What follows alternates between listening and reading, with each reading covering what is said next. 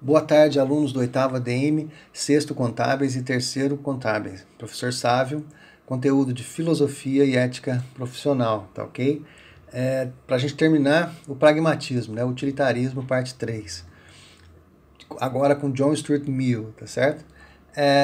A gente viu que o pragmatismo começa com Jeremy Bentham, né? O inglês do século XVIII. Depois ele é aprofundado, agora a gente vai ver, com John Stuart Mill, no século XIX, que também é inglês, tá certo? O Bentham era um pouquinho mais coletivista, lembra? Sempre vocês devem se lembrar daquela frase dele, né?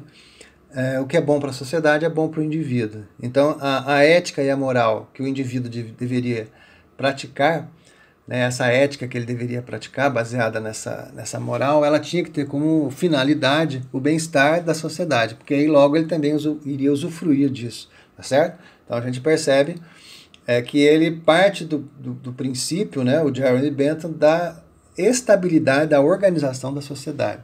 Já o Mill, ele vai fazer um raciocínio, né, no sentido quase que na contramão. Ele vai do indivíduo primeiro e ver o que o indivíduo pode fazer em termos pragmáticos ou utilitários na sua ética e na sua moral. Então eles acabam se encontrando mais ou menos no mesmo campo, quando o Mill também afirma que as ações são boas, né, as ações dos indivíduos, a prática ética é boa, quando tende a promover felicidade, enquanto se afasta, né, do sentido daquilo que causa mal ao outro e que na realidade leva ao bem-estar um número maior de pessoas. Mas isso tem que ser escolha do indivíduo.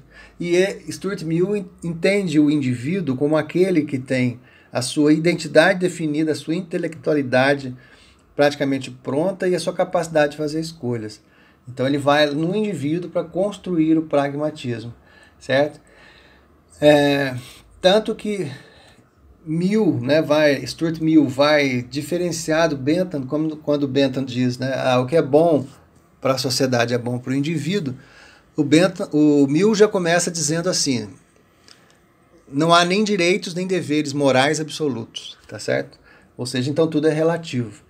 Então tudo vai depender do próprio processo das relações, mas o indivíduo deve sempre agir e praticar uma ética que leve a um bem-estar a ele mesmo e aos outros. Né? O princípio do prazer de estar vivo, de estar executando as suas tarefas, as suas funções. Então por isso que ele afasta um pouquinho nesse mundo metafísico exagerado de valores, como o outro filósofo que vimos, aí, o Immanuel Kant, tinha até inclusive imperativos categóricos, deontologia, tá certo? Que a gente já falou até mais de uma vez, caiu na nossa prova. Ele não tinha. O Stuart Mill, na realidade, pensava numa ética que fosse, né, uma moral que fossem relativas, que fossem sendo construídas de acordo com as necessidades. Então isso serviu muito para o processo econômico, né? Isso também tem uma forte influência do Adam Smith, né, do liberalismo, que é você deve agir em função dos seus interesses para que você possa alcançar o seu desenvolvimento. Só que os seus interesses devem ser sempre éticos, devem sempre criar o bem-estar tanto para você quanto para o outro. Né? É o problema moderno que nós temos, né? Quando um grupo de empreendedores ou de investidores começam a alterar a realidade com base nos seus próprios interesses, mas causam problemas ou causam mal a outros, ou ao meio ambiente, ou a outras pessoas, ou a outras nações. Então, é aí que a gente vai trabalhar. O nosso trabalho tem esse sentido hoje, de ver quando que essas ações, sejam elas no sentido de empresas, de organizações, nem sempre vão causar esse bem que o Mill pede dentro dessa prática, desse pragmatismo, desse utilitarismo da economia e da política, tá bem?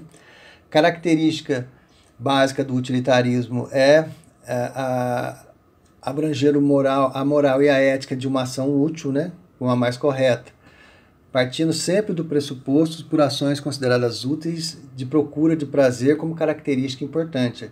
A procura pelo prazer como característica importante diz respeito a um mundo melhor, né? A palavra prazer, né, bem-estar, às vezes do inglês para o português, ela tem esse problema, como eu já falei no outro áudio. Para a teoria utilitarista de Stuart Mill, a felicidade é a finalidade última das ações humanas. O critério de moralidade é o princípio de utilidade. As ações são moralmente corretas se promovem a felicidade ou bem-estar para o maior número de pessoas envolvidas.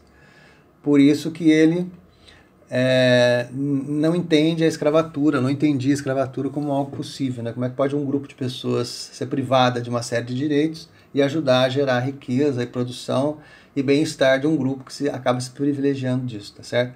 Então, foi importantíssimo também o pensamento pragmático para o desenvolvimento do chamado Estado de Direito no Ocidente, né? No século XVIII, XIX e XX, e evidentemente até hoje a gente está discutindo um pouquinho disso, tá certo? O bem-estar coletivo, tem que ter cuidado aqui, porque o Bentham parte do coletivismo, mas o Mill não. O Mill diz que o Estado não deveria nem, inclusive, dizer ao indivíduo o que é certo, o que é correto, o que ele deve fazer.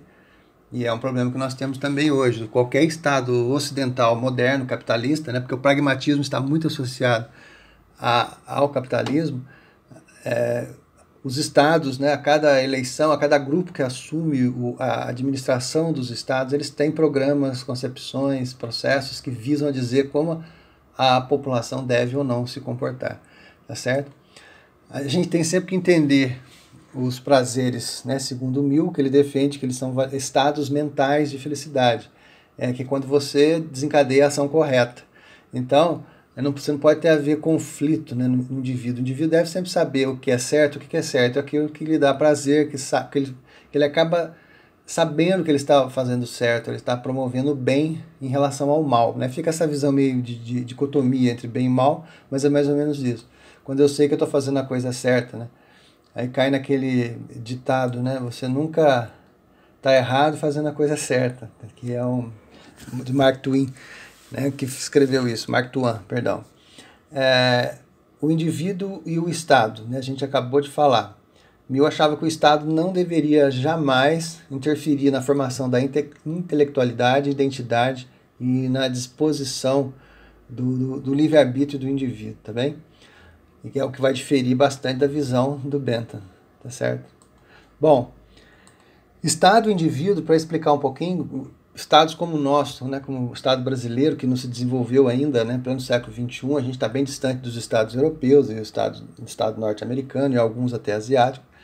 Mill achava que o Estado jamais deveria interferir com o indivíduo. Porém, né, a gente sabe que isso pode levar em países como o Brasil o Estado à omissão, né, ou a um processo de várias omissões, né.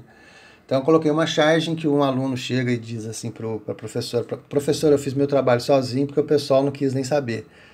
Aí a professora: quem são eles? Aí ele: governo, estado e município, né? Deixaram de cumprir as suas tarefas básicas, de fazer o trabalho em grupo. Bem, e John Dewey, tá certo, que é o último pragmata, né, que a gente encontra aqui, o último defensor do pensamento pragmático de uma forma mais correta, do século XIX, vamos dizer assim, né, no sentido da história da filosofia. Tem vários outros hoje que defendem, inclusive ao neopragmatismo, mas assim, da história clássica da filosofia, John Dewey, que é de Chicago, ele é americano. Então, como ele é mais voltado para a educação, para a pedagogia, eu coloquei só um pensamento dele para que vocês possam entender. O John Dewey dizia que a gente devia substituir a escola clássica, essa escola que a gente tem de formação humana, de pensamento, que vem dos gregos e dos romanos, nessa greco-romana, essa educação greco-romana clássica, ela devia ser substituída por uma educação basicamente técnica. Então, ou seja, a gente devia ter só curso técnico. Mas ele não menosprezava a filosofia, pelo contrário, ele dizia que a filosofia devia continuar criando conceitos e ideias que pudessem ser comprovados ou não por essa técnica, que é a própria ciência. Então a gente percebe também que o pragmatismo está muito próximo também do que a gente estuda em ciências sociais, que é o positivismo, né, que é a visão científica da realidade. Ela é extremamente prática e utilitária, tá certo? E pode levar ao bem-estar um maior número de pessoas, tá certo?